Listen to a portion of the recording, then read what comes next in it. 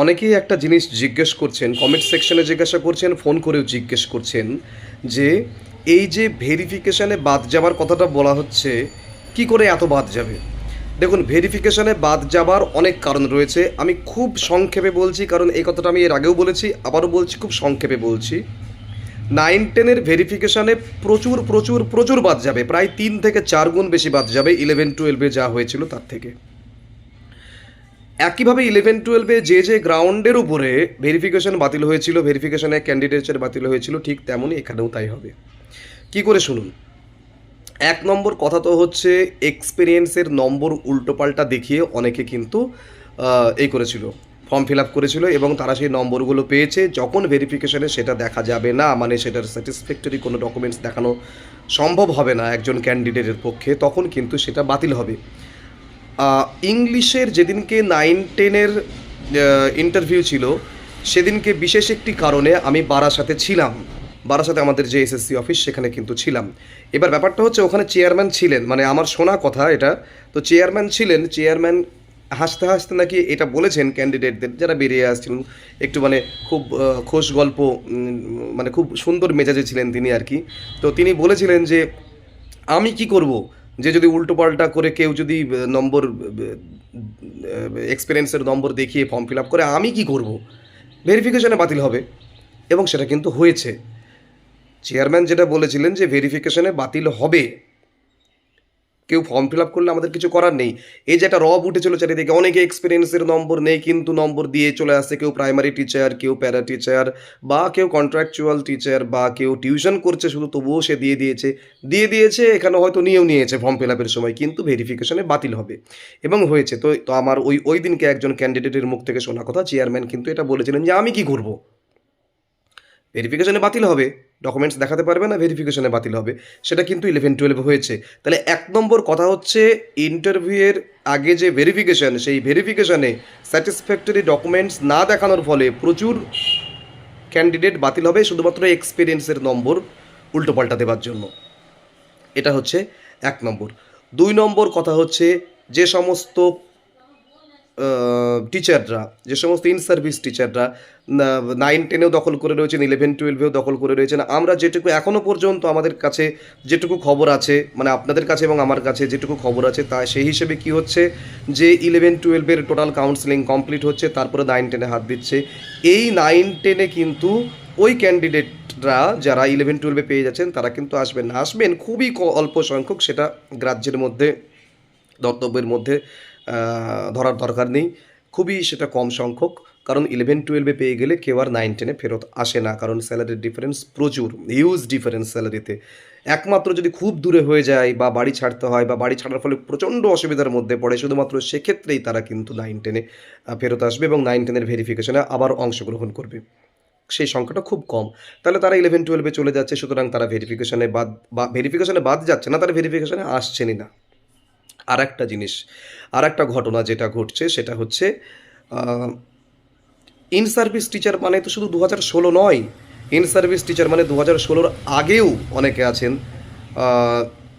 11-12-এর ধরা যাক একজন আছেন, যারা অনেক দূরে চাকরি করছেন, তারা 9-10-এ চাকরির পরীক্ষা দিয়ে আবার বাড়ির কাছে আসতে চেয়েছেন, স্যালারি কম হলেও। এরকম কিছু ক্যান্ডিডেটস আছেন।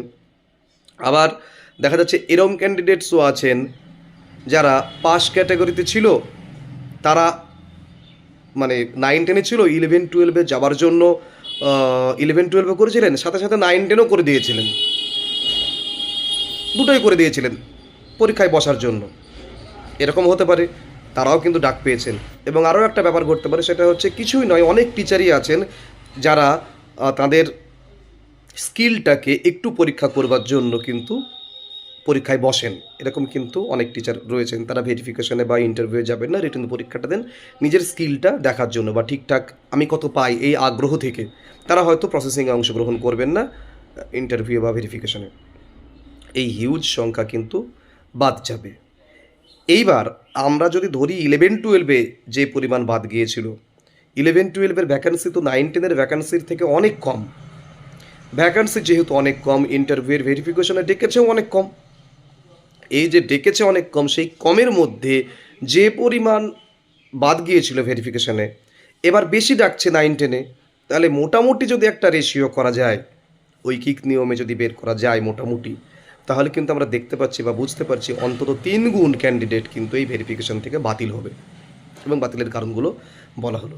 সুতরাং ঘাবড়ে যাওয়ার কিছু নেই, ভেরিফিকেশনে বাদ যাবেই, এবং ভেরিফিকেশনে গেলে কিন্তু ওই রেশিও যদি কমে যায় 1:1.6, সেক্ষেত্রে কিন্তু 1 নম্বর কম যাদের আছেন তারা কিন্তু ডাক পাবেন।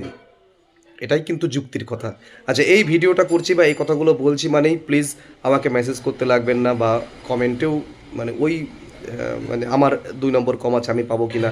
আপনারা সহজ সরল হিসাব করুন, যতজন এক্সট্রা ডাক পেয়েছে আপনার ভ্যাকান্সিতে, আপনার ক্যাটাগরিতে, আপনার সাবজেক্টের আপনার ক্যাটাগরিতে যতজন এক্সট্রা টাকা হয়েছে, ততজনের বেশি যদি বাদ যায়, তাহলে রেশিওটা 1:1.6 থেকে কমে যাবে, এবং সেক্ষেত্রে আপনি ডাক পাবেন 1 নম্বর যদি কম থাকে। 2 নম্বরও ডাক পেতে পারেন যদি আরও বেশি বাদ যায়, সেটার চান্স আরও কম। তবে 1 নম্বর কম যাদের আছে এবং মোটামুটি ওই 1:1.6 জায়গায় 1.7 পর্যন্ত ডেকেছে, তাদের কিন্তু ভালো রকমেরই চান্স আছে সেকেন্ড ভেরিফিকেশনের চান্স পাওয়ার।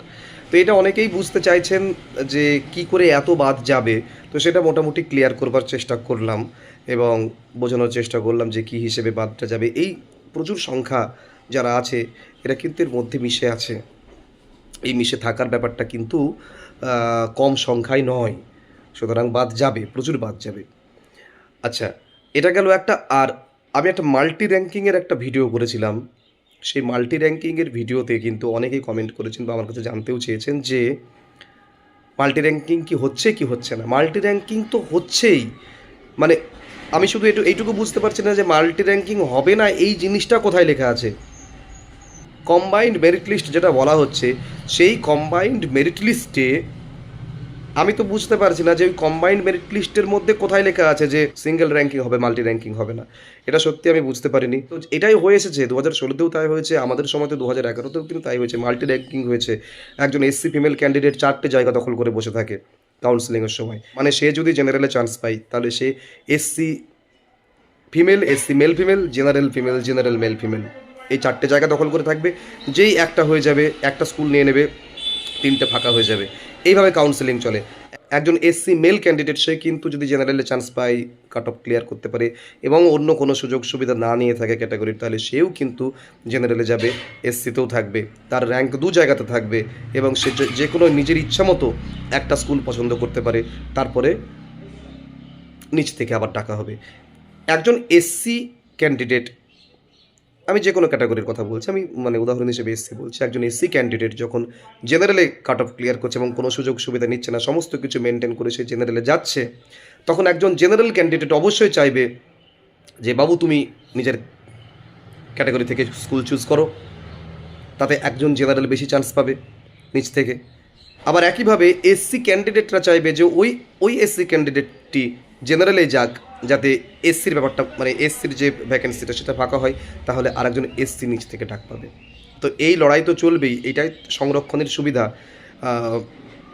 কিছু এখানে মানে মন খারাপ বা রাগ হতাশা আসতেই পারে, কিন্তু এটাই তো মানে কি বলবো, সংরক্ষণের যে আসল যে ফান্ডা, তো এটাই হতে চলেছে। দেখুন, আমি তো আমার ব্যক্তিগত বোধ হিসেবে আমি যেটুকু বুঝতে পারি সেটুকু বলি। মাল্টি র্যাঙ্কিং হবে না এই জায়গাটা আমি কোথাও খুঁজে পাইনি গেজেটে, এবং সত্যি সত্যি অনেকে অনেক স্ক্রিনশট দিচ্ছেন ওই কম্বাইন্ড মেরিট লিস্টের ব্যাপারটা নিয়ে, তো সেটাও কিন্তু সেখানে কোথাও স্পষ্ট করে কিন্তু উল্লেখ নেই। তো আশা করা যায় যে মাল্টি র্যাঙ্কিং হবে, এবং যেভাবে এর আগে হয়ে এসেছে সেভাবেই হবে আর কি কাউন্সিলিংটা। তো কিছুদিন পরেই 11-12-এর রেজাল্ট বেরিয়ে যাচ্ছে, তখনই এই ব্যাপারটা ক্লিয়ার হয়ে যাবে। সবাই সাথে থাকুন, দেখা হচ্ছে পরের ভিডিওতে। এটা আমার ফোন নম্বর, যদি প্রয়োজন হয় ইন্টারভিউ সংক্রান্ত কোনো কারণে যোগাযোগ করতে পারেন, হোয়াটসঅ্যাপ করবেন, ফোন করবার আগে হোয়াটসঅ্যাপ করবেন, আমি দরকার হলে ফোন করে নেব। ভালো থাকুন, দেখা হচ্ছে পরের ভিডিওতে খুব তাড়াতাড়ি।